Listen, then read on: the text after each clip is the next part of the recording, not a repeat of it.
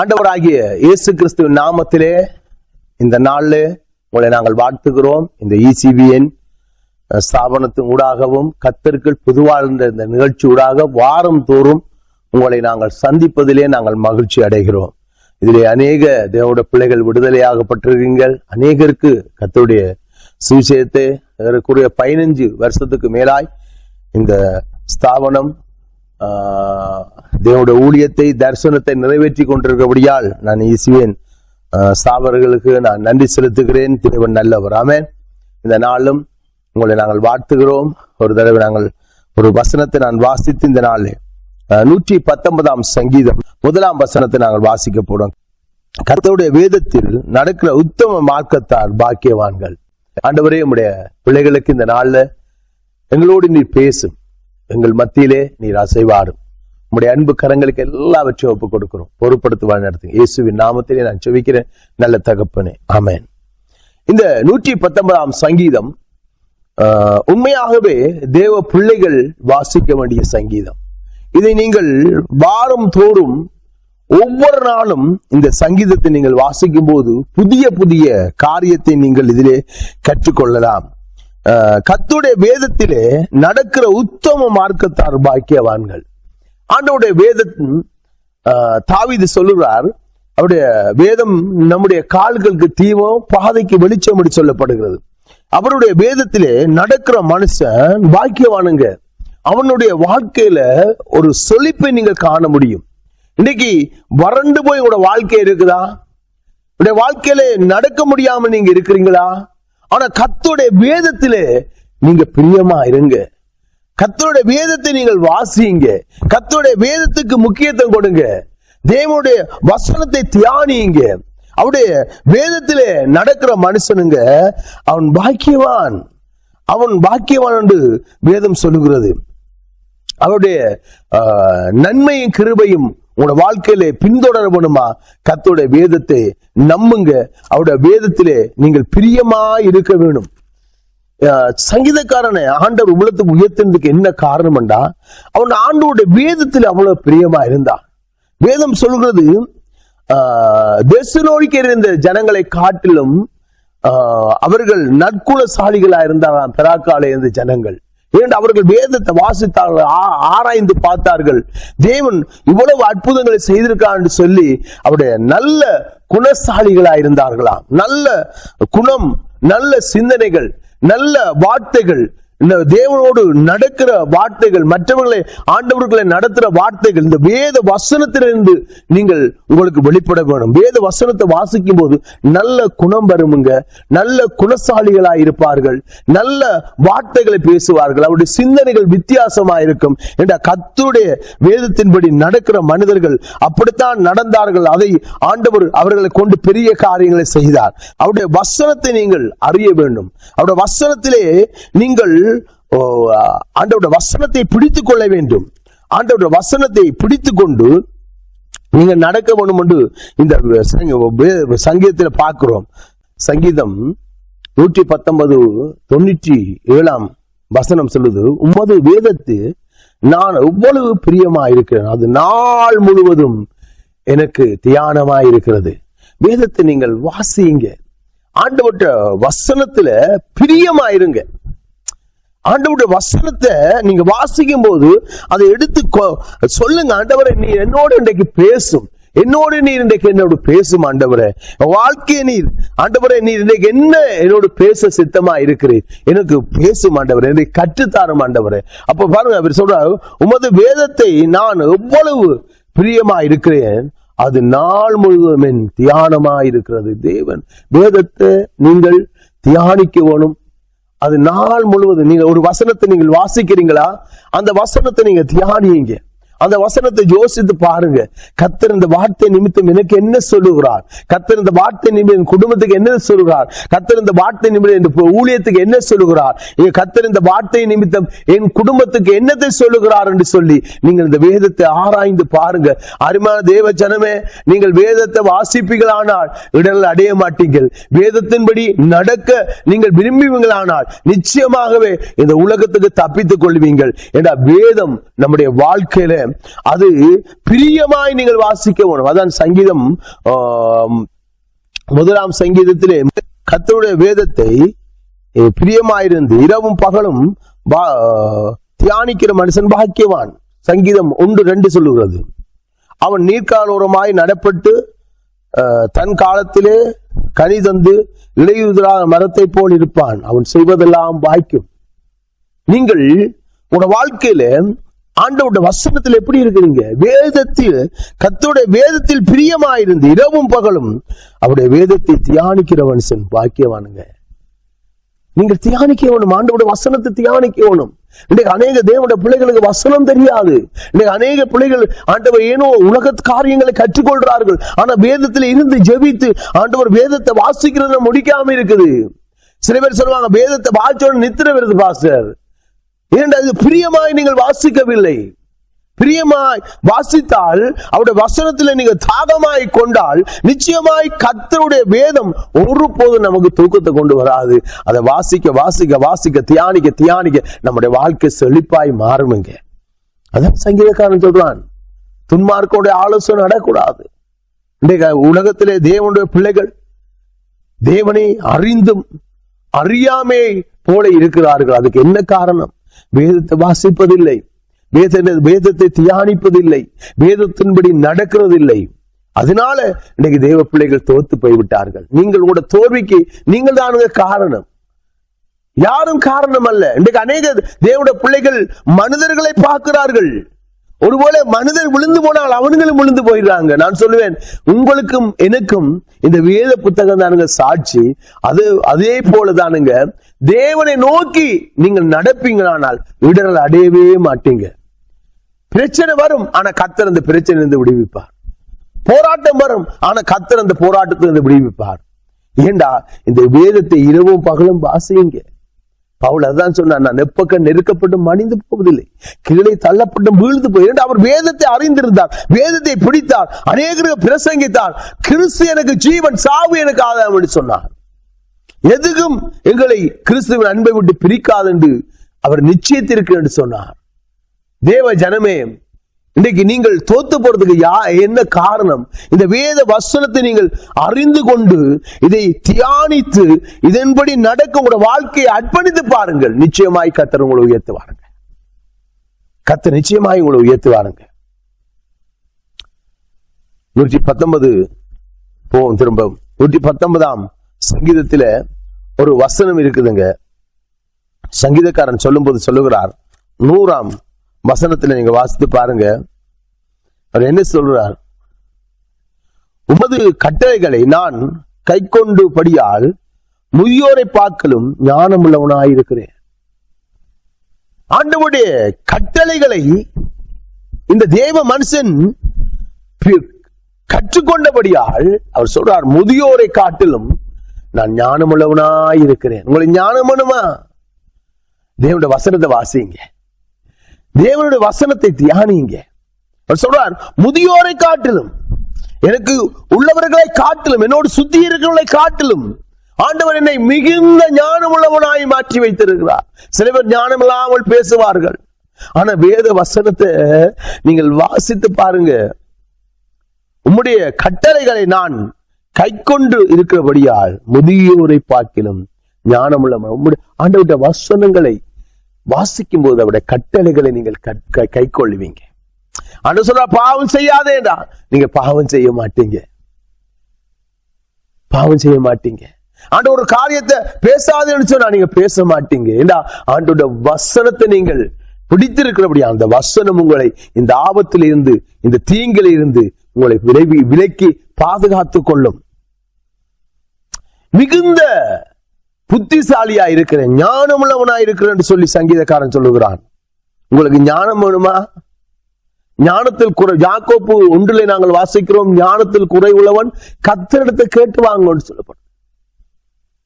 ஆனா வேதம் சொல்லுது, நீங்கள் கர்த்தருடைய வேதத்திலே நீங்கள் நடந்து சத்தியத்திலே நீங்கள் நடக்கும் போது எல்லா மனிதரை காட்டிலும் உங்களை ஆண்டவர் புத்திசாலியாய் நடத்த வல்லவராயிருக்கிறார். சங்கீதக்காரன் உண்மையை அருமையா சொல்றார் பாருங்க.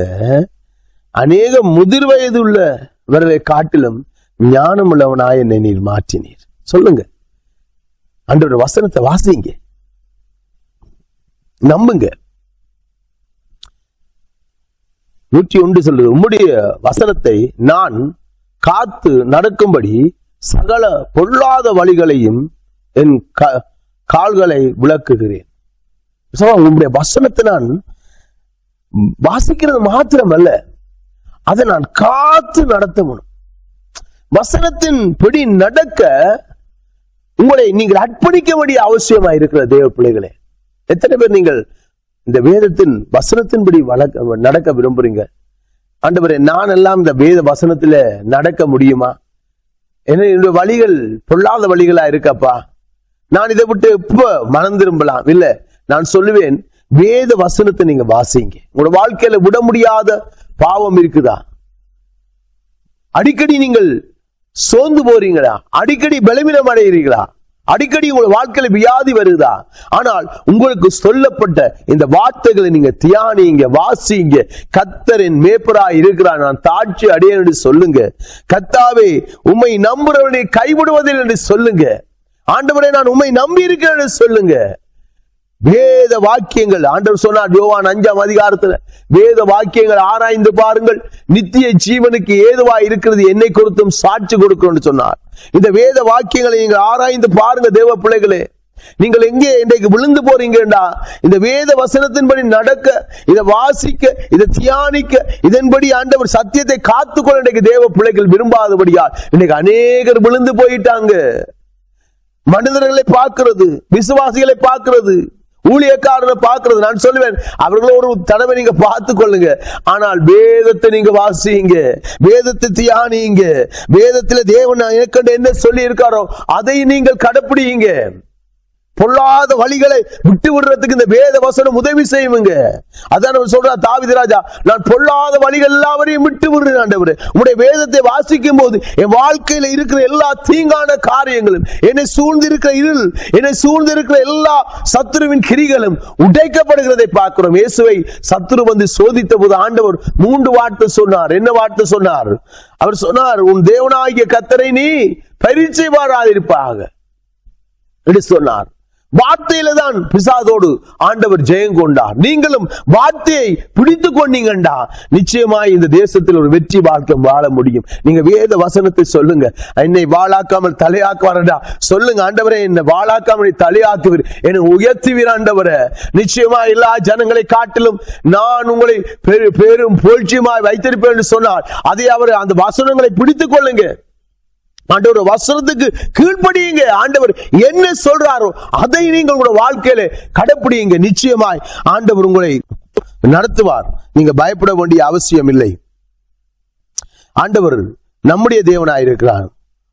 உம்முடைய வார்த்தைகளை என் நாவுக்கு எவ்வளவு இனிமையாயிருக்கிறது, என் வாய்க்கு அவைகள் தெளித்தேனிலும் மதுரமாயிருக்கிறது. ஆண்டவருடைய வார்த்தை எப்படி இருக்குதா? சங்கீதக்காரங்க, அது அவ்வளவு இனிமையா இருக்குதா, தேனிலும் மதுரமா இருக்குதா. என்னுடைய வாழ்க்கைக்கு அது போதும் ஆண்டவர் என்று சொல்றார். உம்முடைய வார்த்தைகளை நான் என் நாவுக்கு எவ்வளவு இனிமையா இருக்கிறது, என் வாய்க்கு அவைகள் தெளிதேனிலும் மதுரமா இருக்கிறது. உம்முடைய கட்டளைகளை நான் பிரியப்படுகிறேன் சொல்றேன். ஆண்டவருடைய வசனத்தை எப்படி படிக்கிறீங்க? தெளிதேனிலும் அது மதுரமானது. இது 7 தடவை புடமிடப்பட்டது இந்த பைபிள். இந்த பைபிளை ஒரு மனுஷன் நேசித்தால் நிச்சயமாவே இந்த உலகத்துல பாவம் செய்ய மாட்டானுங்க. ஆண்டவர் கொடுக்கப்பட்ட இந்த வார்த்தைகளை உங்களோட வாழ்க்கையில நீங்கள் கற்றுக்கொள்வீங்களானால், அதை நீங்கள் கடைப்பிடிப்பீர்களானால் நிச்சயமாகவே ஒரு பெரிய வெற்றியுள்ள வாழ்க்கை வாழ முடியும். ஒரு தேவன் சொன்ன இந்த வார்த்தையினாலே ஒரு உலகத்தை நீங்கள் உருவாக்கலாமா? ஆண்டவர் வாக்கு கொடுத்த ஒரு வாக்கு மாறாதவர். சொல்றார், தெளிதேனிலும் ஆண்டவர் நம்முடைய வார்த்தைகள் எவ்வளவு இனிமையா இருக்குது. தெளிதேன் கூட அதுல குறை இருக்கலாம், ஆனா இந்த வேதத்துல ஒரு பழுதுமே இல்லைங்க. இதை வாசிங்க தேவ பிள்ளைகளே. இதன்படி நடக்கிறதுக்கு நீங்கள் ஒரு கிறிஸ்தவ வாழ்க்கை, ஒரு வெற்றியுள்ள வாழ்க்கை நீங்க வாழ வேணுமா? இந்த வேதத்தின்படி நீங்க நடவுங்க. கர்த்தர் உங்களை ஆசீர்வதிப்பாருங்க. ஒருபோதும் ஆண்டவர் உங்களை கைவிட மாட்டாருங்க. வேதம் சொல்லுது, என் ஜனங்கள் அறியாமையினால் சங்காரமாகிறார்கள். வேதத்தை அறியாவிட்டால் நீங்க விழுந்து போயிருவீங்க. எந்த பெரிய மனுஷனா இருக்கலாம், வேதத்தை நீங்கள் தியானிக்காவிட்டால், வேதத்தின்படி நடக்க உங்களோட வாழ்க்கையை அர்ப்பணிக்காவிட்டால் நிச்சயமாய் தேவ பிள்ளைகளே நீங்கள் விழுந்து போவீங்க. இன்னைக்கு ஏனுங்க இந்த வீழ்ச்சி? இன்னைக்கு ஏன் இவ்வளவு பிரச்சனை? ஏனுங்க இன்றைக்கு இவ்வளவு போராட்டம்? ஏன் இவ்வளவு பின்மார்க்கம்? இந்த வேத வசனங்கள் நாங்கள் வாசிப்பதில்லை. மனிதனே பார்த்து பார்த்து மனிதன் குறைவானவன். நீங்கள் இந்த உலகத்திலே அவர் பெரிய ஊழியக்காரனா இருக்கலாம், எல்லாருமே மனிதர்கள், எல்லாரும் குறைவுள்ளவர்கள். ஆனா இந்த வேதத்தில் ஒரு குறைவுமே இல்லைங்க. இதை நீங்க வாசித்து பாருங்க. குறைவுள்ள மனிதனுக்காக நீங்க ஜெபிப்பீங்க, குறைவுள்ள மனிதனை நீங்க மன்னிப்பீங்க, குறைவுள்ள மனிதனுக்கு இந்த வேதத்தை கற்றுக் கொடுப்பீங்க. இந்த வேதத்து ஒவ்வொரு கிறிஸ்தவர்களுக்கும் சாட்சி இந்த வேத புத்தகம் தானுங்க. இதை வாசிக்கிற மனிதனுக்கு ஒரு குறையும் இல்லைங்க. சங்கீதக்காரன் சொல்லுகிறார், 105 சொல்லுகிறார், உம்முடைய வசனம் என் கால்களுக்கு தீபமும் பாதைக்கு வெளிச்சமாயிருக்கிறது. உம்முடைய வசனத்தை நான் தியானிக்கும் போது அது என்ன செய்து, உம்முடைய வசனம் என் கால்களுக்கு தீபமும் பாதைக்கு வெளிச்சமாயிருக்கிறது. தேவனுடைய வசனம் நம்முடைய வாழ்க்கையில வெளிச்சத்தை கொண்டு வருமுங்க. ஆண்டவர் சொன்னார், மலையின் மேல் இருக்கிற பட்டணம் மறைந்திருக்காது. நீங்கள் ஒரு கிறிஸ்தவ பிள்ளைகளா இருந்தால் நீங்கள் தானுங்க அந்த உலகத்துக்கு வெளிச்சமாயிருக்கிறீங்க. எல்லா ஜனங்களுக்கும் மிகுந்த சந்தோஷம் உண்டாகும்படி கிறிஸ்து இயேசு இந்த உலகத்திலே வந்தார். அவர் வெளிச்சமாய் வந்தார். இருள இருந்த ஜனங்கள் பெரிய வெளிச்சத்தை கண்டார்கள் என்று வேதம் சொல்லுகிறது. மேய்ப்பர்கள் ஆடுகள் மேய்த்து கொண்டிருந்த போது பெரிய வெளிச்சத்தை கண்டு பயந்தார்கள். ஆண்டவர் சொன்னா, பயப்படாதிருங்கள், கர்த்தராகிய இயேசு தாவீதின் ஊரிலே பிறந்திருக்கிறார் என்று சொல்லி மேய்ப்பர்களுக்கு நல்ல செய்தியை கொடுத்தார். தேவ ஜனமே, இந்த சங்கீதக்காரன் சொல்றான், உம்முடைய வசனம் என் கால்களுக்கு தீபமும் பாதைக்கு வெளிச்சமும். நம்முடைய வாழ்க்கையில ஆண்டவருடைய பிள்ளைகள் நடக்கும் போதெல்லாம், ஆண்டவருடைய வசனத்தில நடக்கும் போதுதானுங்க வாழ்க்கையில ஒரு பெரிய வெற்றியை காண முடியும். ஒரு காலம் நம்முடைய வாழ்க்கையும் இருளே இருந்தோம், யாரும் அற்றவர்களாய் நாங்கள் வாழ்ந்து கொண்டிருந்தோம், உலகத்திலே அற்பமாய் எண்ணப்பட்டோம், இருள் நம்மை சூழ்ந்திருந்தது. இன்றைக்கு ஆண்டவராகிய இயேசு கிறிஸ்து நம்முடைய வாழ்க்கையிலே வந்தாரோ, இன்றைக்கு அநேக ஜனங்களுக்கு ஆண்டவர் நம்மை ஒளியாய் வைத்திருக்கிறார். அநேக ஜனங்களை ஆண்டவர்களை நடத்த ஆண்டவர் உதவி செய்திருக்கிறார். தேவ ஜனமே, நாங்கள்லாம் ஆண்டவரை ஏற்றுக்கொண்டது, ஆண்டவரோடு வாழ்வது ஒரு பரம்பரை கிறிஸ்தவர்கள் அல்ல. நாங்கள் இடையிலே வந்தோம். ஆனா கர்த்தர் எங்களை இந்த உலகத்துக்கு வெளிச்சமாய் வைத்திருக்கிறார். ஆயிரமாயிரமான ஜனங்களுக்கு நம்மை ஆசீர்வாதமாய் வைத்திருக்க ஒரே காரணம் இந்த வேத வசனத்தை, வேதத்தை பிடித்தபடியாத்தான். இந்த வேதம் என்னுடைய கால்களுக்கு தீபம், என்னுடைய பாதைக்கு வெளிச்சம். நம்முடைய பாதை எல்லாம் ஆண்டவருடைய வெளிச்சமாய் காணப்படுகிறது. இன்றைக்கு அநேக ஜனங்களுக்கு இந்த ஆண்டவருடைய வார்த்தையை சொல்றதுக்கு ஆண்டவர் நம்மை எடுத்து பயன்படுத்துறாருண்டா அது பெரிய ஒரு ஆசீர்வாதமுங்க. இந்த உலகத்திலே எதுவுமே நம்முடைய வாழ்க்கையில் இல்லைங்க. உலகத்திலே எதுவும் கற்றுக்கொள்றதுக்கு இல்லைங்க. ஆனா ஆண்டவருடைய வசனம், உம்முடைய வசனம் என் கால்களுக்கு தீபம், ஆண்டவரே என் பாதைக்கு வெளிச்சம். வெளிச்சத்திலே நீங்க நடந்தால் நிச்சயமாய் நீங்கள் விழமாட்டீங்கள், இடர் அடைய மாட்டீங்க. இருளே நடந்தால் நிச்சயமாய் விழுவீங்க. ஆனால் குருடர் எப்படி வழிகாட்ட முடியும் என்று சொல்லப்படுகிறது. நீங்கள் வேதத்தை அறிந்தால், நீங்கள் வேதத்தின்படி நடந்தால் என்ன ஒரு மனிதனை நடத்த முடியுமே. வேதத்தின் இந்த கடைசி நாட்களில் தேவ பிள்ளைகள் பரபரப்பான காரியங்களை காக்க, நான் சொல்லுவேன், அற்புதத்தை காட்டிலும் வேத வசனம் முக்கியமுங்க. அற்புதம் செய்யறவங்க கூட இன்றைக்கு அநேகம் இல்லைங்க. அற்புதம் அடையாளங்களை இன்றைக்கு பார்த்தவர்கள் இல்லை. இன்றைக்கு சில பேர் வருவாங்க, பாஸ்டர்களுக்கு அடி செபிங்க, இந்த வியாதியில் சுகமாக ஒன்று சொல்லுவாங்க.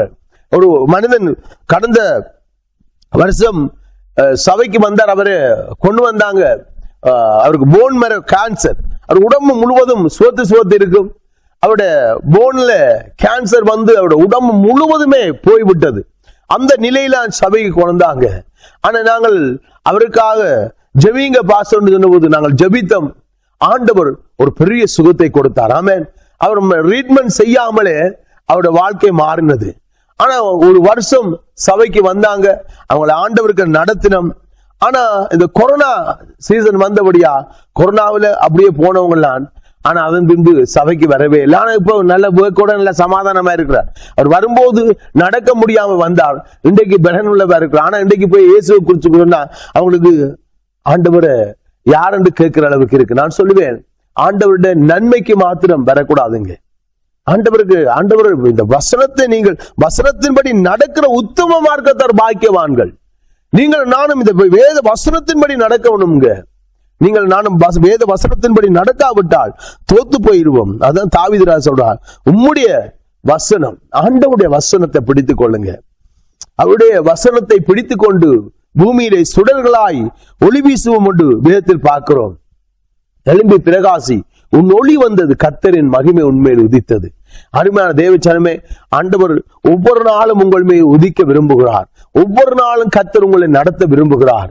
நிச்சயமாகவே உங்கள் பாதை எல்லாம் ஆசீர்வாதமா இருக்கும். நீங்கள் ஆசீர்வாதமா இருக்கும்போது, நீங்கள் வெளிச்சமா இருக்கும்போது மற்றவர்களுக்கு வெளிச்சத்தை கொடுக்க முடியும். ஆமென். இருளில் இருக்கிற ஜனங்களுக்கு வெளிச்சத்தை கொடுக்க முடியும். அல்லேலூயா. மரண இருள் பள்ளத்தாக்கில் இருந்த ஜனங்களை விடுவிக்க முடியுங்க. ஆண்டவர் உங்களை கொண்டு கடந்த ஒரு 2 மாதத்துக்கு முதல் ஒரு பெரிய சம்பவம் நடந்தது.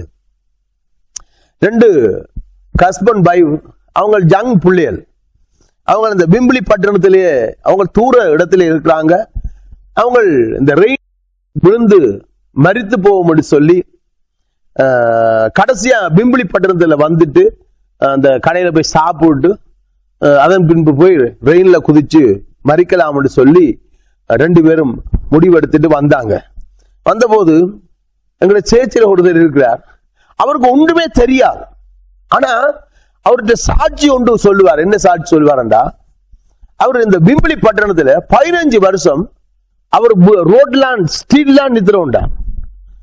அதுல போய் ஒரு கோயில சாப்பிடுவார், வந்து ஸ்ட்ரீட்லாம் நிறுத்துறோம். அவரை பார்த்து எல்லாரும் பைத்தியக்காரன், பிள்ளைகள் விட்டுட்டாங்க, மனையை விட்டுட்டாங்க, அவருக்கு வீடே இல்லை. அவர் ஒரு ஒரு ஒரு ரோட்லாம் படுத்திருப்பார். அப்ப சேச்சுக்கு வந்த ஒரு பையன் ஆளை ரோட்ல பிடிச்சு கூடி அந்த சேச்சு கொண்டு வந்தோடனே அவர் ஜெபிச்சோடனே அவர்கிட்ட இருந்த அந்த பிசாசு வலிக்கிட்டு போயிட்டுது. அன்றைக்கு ஆண்டவரை ஏற்றுக்கொண்டார். அவருக்கு பெருசா வேதமெல்லாம் வாசிக்க மாட்டார். அவருக்கு தெரிஞ்சது இயேசு நல்லவர். ஆமா, இயேசு நல்லவர். அவர் அந்த ஸ்ட்ரீட் ஆகி போகும்போது அவர் கோட் சுடலாம் அடிச்சுன்னு தான் போவா இருப்பார். அவரை பார்த்து சொல்லுவாங்க, என்ன நடந்தது? அது சொல்ற, இயேசு என்ன சுகமாக்கிட்டார், இல்லையா, இயேசு என்ன விடுவிச்சிட்டார். அவருக்கு அதுதான் தெரியும். ஆனா இயேசு எனக்கு செய்த நன்மையை மற்றவருக்கு சொல்ல ஒன்று முடிவெடுத்தார். நீங்க பாத்தீங்கன்னா எங்களுக்கு பெரிய சுவிசேஷர் பிம்பிளியில அவர்தான். அவரை ஆக்கள் மதிக்க மாட்டாங்க. ஆனா அவர் தேவன் அவரை ரட்சித்திருக்கிறார். தேவன் அவரை கனப்படுத்தியிருக்கிறார். அவருக்கு தெரிந்த வசனங்களை வைத்து ஜனங்களுக்கு பேசுவார். ஆனா இவங்க 2 பேரும் மரிக்கிறதுக்கு வரும்போது அவர் லீபரேட்டர் கொடுத்தார். உங்கள் துக்கம் சந்தோஷமா மாறும். அதை எடுத்து வாய்ச்சோன்னு அவங்க அழுதுட்டாங்க கட்டிப்பிடிச்சு. அதன் பின்பு அவங்க எனக்கு போன் பண்ணார், அவர் கொடுத்தார், காய்ச்சேன், பேசினோம், அவங்கள போய் சந்திச்சோம். இன்றைக்கு வாரக்கிழமை அவங்க ஞானஸ்தானம் கொடுக்க போறாங்க 5 பேர். ஏன்னு அதை சொல்றேன்னு சொன்னா, ஆண்டவர் ஒரு மனிதனை அவனுக்கு தெரிஞ்ச வசனத்தை வைத்து நானே ஒரு 10 பேரை அவர் சபைக்கு கொண்டு இருக்கிறார்.